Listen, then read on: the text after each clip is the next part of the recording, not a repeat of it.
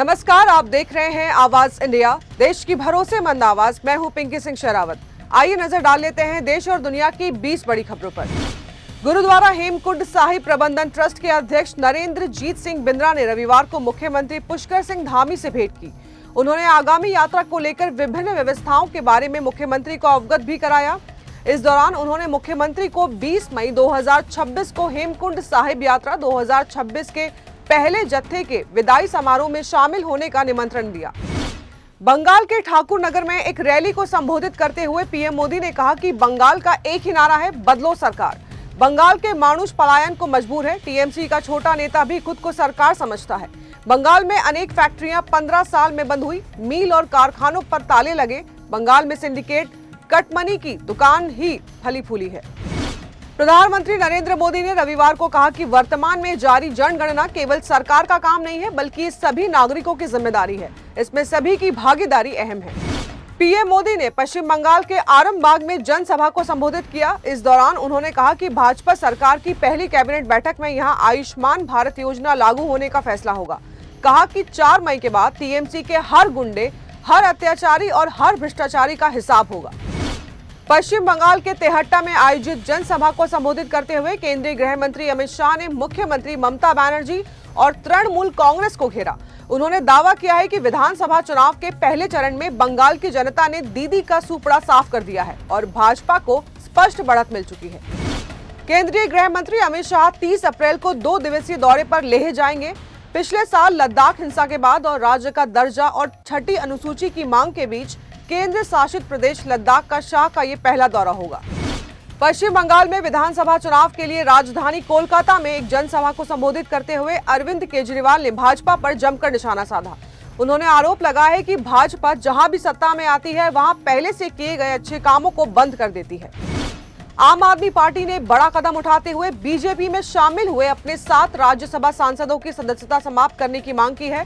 Party के वरिष्ठ नेता संजय सिंह ने बताया कि इस संबंध में राज्यसभा के सभापति और उप राष्ट्रपति को औपचारिक याचिका भेज दी गई है। बिहार में अब योगी मॉडल की तर्ज पर सरकारी जमीन को कब्जे से मुक्त कराया जाएगा। बिहार के मुख्यमंत्री सम्राट चौधरी ने राज्य के भू माफियाओं को अल्टीमेटम दे दिया है। रविवार को तारापुर पहुंचे सीएम सम्राट चौधरी ने साफ लफ्जों में कह दिया है कि बिहार में अब कानून का राज चलेगा। दिल्ली एयरपोर्ट ने कहा है कि आज सुबह तड़के दिल्ली एयरपोर्ट पर रनवे 28.10 पर स्विस इंटरनेशनल एयरलाइंस की फ्लाइट LX 147 के संबंध में पूरी तरह से इमरजेंसी घोषित कर दी गई थी। सभी निर्धारित सुरक्षा प्रोटोकॉल तुरंत लागू किए गए और यात्रियों को सुरक्षित रूप से बाहर निकाल लिया गया। दिल्ली पुलिस के स्पेशल सेल से तैनात हेड कांस्टेबल ने शराब के नशे में अंधाधुंध फायरिंग कर दी। घटना में एक मजदूर की गोली लगने से मौत हो गई और दूसरा गंभीर रूप से घायल हो गया है। 28 अप्रैल को दिल्ली विधानसभा का सेशन बुलाया गया है। मंगलवार सुबह 11 बजे सदन की कार्रवाई शुरू होगी। प्रवर्तन निदेशालय यानी कि ईडी ने बड़ी कार्रवाई करते हुए सोना पप्पू सिंडिकेट मामले में कई ठिकानों पर छापेमारी की है। ये छापे पश्चिम बंगाल की राजधानी कोलकाता में आनंदपुर और अलीपुर इलाके में मारे गए। ईडी यहां पर 2 कारोबारियों को घरों समेत कुल 3 जगहों पर पहुंची थी। ईडी अधिकारियों के अनुसार ये कार्रवाई सोना पप्पू उर्फ विश्वजीत पोद्दार से जुड़े आपराधिक सिंडिकेट की जांच के तहत की जा रही है। इस मामले में ईडी पहले ही सोना पप्पू के करीबी कारोबारी जॉय कामदार को गिरफ्तार कर चुकी है, जो फिलहाल ईडी की हिरासत में है। बुलंदशहर के खुर्जा में बर्थडे पार्टी में युवकों द्वारा चेहरे पर केक लगाने के विवाद में हुई ताबड़तोड़ फायरिंग। घटना में 3 लोगों की सिर में गोली लगने से मौके पर ही मौत हो गई। व्हाइट हाउस की प्रेस सेक्रेटरी कैरोलिन लेविट ने कहा है कि डिनर में प्रेसिडेंट ट्रंप के साथ जोक्स और स्पीच का जश्न मनाने के लिए एक मजेदार रात होनी चाहिए थी, लेकिन एक पागल आदमी ने माहौल खराब कर दिया। वो प्रेसिडेंट की हत्या करना चाहता था। वो ट्रंप एडमिनिस्ट्रेशन के टॉप अधिकारियों को मारना चाहता था। दक्षिण अमेरिकी महाद्वीप के देश कोलंबिया में शनिवार को एक बस में अचानक विस्फोट हो गया। यहाँ दक्षिण पश्चिमी कोलंबिया में बस में सफर कर रहे लोगों को निशाना बनाकर विस्फोट किया गया। इस हमले में 14 लोगों की मौत हो गई है। वहीं अब तक की जानकारी के मुताबिक 38 लोग घायल हो गए हैं। दक्षिण पश्चिम मानसून इस बार 15 से 25 मई के बीच अंडमान निकोबार द्वीप समूह तक पहुंच सकता है। इसके बाद इसके 25 मई तक केरल पहुंचने के आसार हैं। तेज गेंदबाज लुंगी एनगिडी ने शनिवार और रविवार की दरमियानी रात को अस्पताल से छुट्टी मिलने के बाद पहली प्रतिक्रिया दी। उन्होंने सोशल मीडिया पर उनके लिए दुआएं करने वालों को धन्यवाद दिया।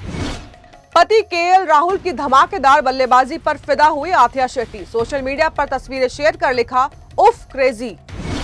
एक्ट्रेस से सांसद बनी नुसरत जहां अपने सोशल मीडिया पर काफी एक्टिव रहती हैं और फोटो वीडियो शेयर करती रहती हैं। रविवार को एक्ट्रेस ने अपने इंस्टाग्राम पर बीच की तस्वीरें शेयर की हैं।